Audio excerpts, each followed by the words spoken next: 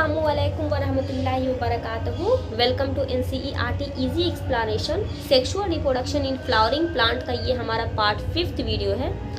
इस वीडियो में हम लोग बात करेंगे डबल फर्टिलाइजेशन के बारे में। इससे पहले मैंने सेक्सुअल रिप्रोडक्शन के और भी वीडियोस अपलोड की हैं, जिसका लिंक आपको इस वीडियो के डिस्क्रिप्शन में मिल जाएगा। और इस पूरे नोट्स का PDF मैंने टेलीग्राम पे अपलोड कर दिया है, उसका लिंक आपको इस वीडियो के डिस्क्रिप्शन में मिल जाएगा। आप वहाँ से जाके डाउनलोड कर सकते हैं, लिखने की ज़रूरत नहीं है। तो चलो बच्चों, वीडियो स्टार्ट करते हैं कि डबल फर्टिलाइजेशन होता क्या है और इसके होने के रिजल्ट में क्या क्या चीज़ें होती हैं और इसका क्या प्रोसेस है। तो बेसिकली जो डबल फर्टिलाइजेशन है बच्चों, ये एक प्रोसेस है। इसमें होता क्या है कि जो पॉलन ट्यूब है जब एंटर करता है सिनर्जिड में, जैसे जो पॉलन ट्यूब है वो एंटर करता है सिनर्जिड में। सिनर्जिड के थ्रू दो ऑप्शन उसके पास हैं। जो एक मेल गैमीट होता है सिनर्जिड में, जब वो पॉलन ट्यूब एंटर करेगा तो उसके पास दो मेल गैमीट रहते हैं। जो एक मेल गैमीट होता है वो एक के साथ फ्यूज करके जाइगोट का फॉर्मेशन कर देता है, ठीक है, डिप्लॉयड जाइगोट का फॉर्मेशन करता है। जबकि जो दूसरा मेल गैमीट होता है वो फ्यूज कर जाता है टू पोलर न्यूक्लियाई से, जो कि सेंट्रल सेल में प्रेजेंट होता है और रिजल्ट करता है पेन का, यानी कि पेन बनाता है। क्या कहा मैंने कहा कि जब पॉलन ट्यूब दो ठो मेल गैमीट ले करके सिनर्जिड में एंटर करता है तो उसमें से एक मेल गैमीट एक के साथ फ्यूज करके जाइगोट बना देता है डिप्लॉयड, और जो दूसरा मेल गैमीट होता है वो पोलर न्यूक्लियाई के साथ, जो कि सेंट्रल सेल में प्रेजेंट है, उसके साथ फ्यूज हो करके पेन बना देता है, that is primary endosperm nucleus, ठीक है। और जब इन दोनों एक साथ दो फर्टिलाइजेशन हो रहा है, that's why it is called double fertilisation. Okay, I hope समझ। इस डबल फर्टिलाइजेशन के रिजल्ट में होता क्या है कि जो सेंट्रल सेल होता है वो प्राइमरी एंडोस्पर्म में तो कन्वर्ट हो गया, और यही प्राइमरी एंडोस्पर्म का जो सेल होता है वो एंडोस्पर्म में कन्वर्ट हो जाता है, जो आगे चल के नरिशमेंट का काम करेगा, ठीक है।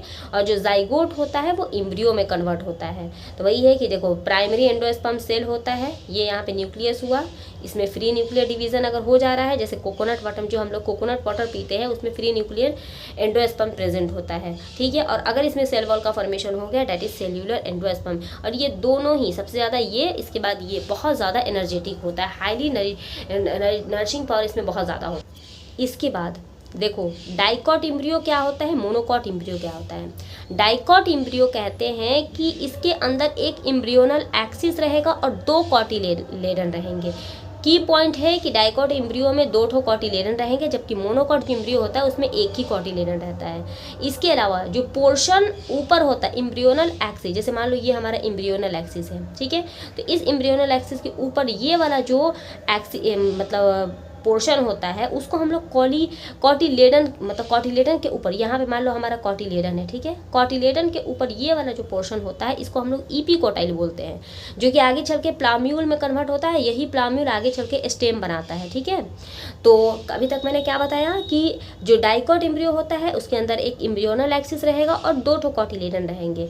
कॉटिलेडन के ऊपर का जो पार्ट रहेगा इसको हम लोग ईपीकोटाइल बोलते हैं, और यही ईपीकोटाइल आगे चल के प्लाम्यूल बनेगा, और यही प्लाम्यूल जो होता है आगे चल के स्टेम और पूरा का पूरा पेड़ बनेगा, ठीक है। इन द अदर हैंड जो सिलिंड्रिकल पोर्शन जो नीचे रहेगा कॉटिलेडन के नीचे, यहाँ पे मान लो कोई पोर्शन है, ठीक है, तो इस पोर्शन को जो कि नीचे रहेगा इसको हम लोग हाइपोकोटाइल, यानी कि ये जो पोर्शन है ना, दिस इज कॉल्ड हाइपोकोटाइल, ठीक है। और ये आगे चल के रेडिकल में कन्वर्ट हो जाएगा, और ये जो रेडिकल है आगे चल के रूट में कन्वर्ट हो जाएगा। आई होप समझ में आया होगा। इसके अलावा जो रूट टिप होता है वो रूट कैप से कवर रहता है, जो नीचे में हमारा जो रूट यहाँ पे रहेगा ना वो रूट कैप से कवर रहेगा, ठीक है। इसके बाद मोनोकॉट इम्ब्रियो की अगर हम बात करें, जाहिर सी बात है, मोनो मतलब एक ठो कॉटिलेडन रहेगा, ठीक है, एक कॉटिलेडन रहेगा इसके पास, ठीक है। जो ग्रास फैमिली होता है, बेसिकली जो ग्रास फैमिली होता है बच्चों, वो भी हमारा मोनोकॉट से ही बिलोंग करता है। तो जो ग्रास फैमिली का जो कॉटिलेडन रहता है इसको हम लोग सेकुटेलम बोलते हैं। की पॉइंट है, नोट कर लो। जो रेडिकल और जो रूट कैप होता है वो इनक्लोज होता है जहाँ पे, उसको हम लोग कोलियोराइजा बोलते हैं, और जो ईपीकोटाइल इनक्लोज होता है सिलेंड्रिकल स्ट्रक्चर में उसको हम लोग कोलियोप्टाइल बोलते हैं। की पॉइंट ये भी है, जितना पॉइंट बता रही हूँ सब की पॉइंट है, ठीक है। और कुछ seeds such as black pepper beet जो होता है वो रिमिनेंट के फॉर्म में इसमें पाया जाता है, जिसको हम लोग परसिस्टेंट रहता है, इसको हम लोग पेरिस्पर्म बोलते हैं। मिलते हैं अगले वीडियो।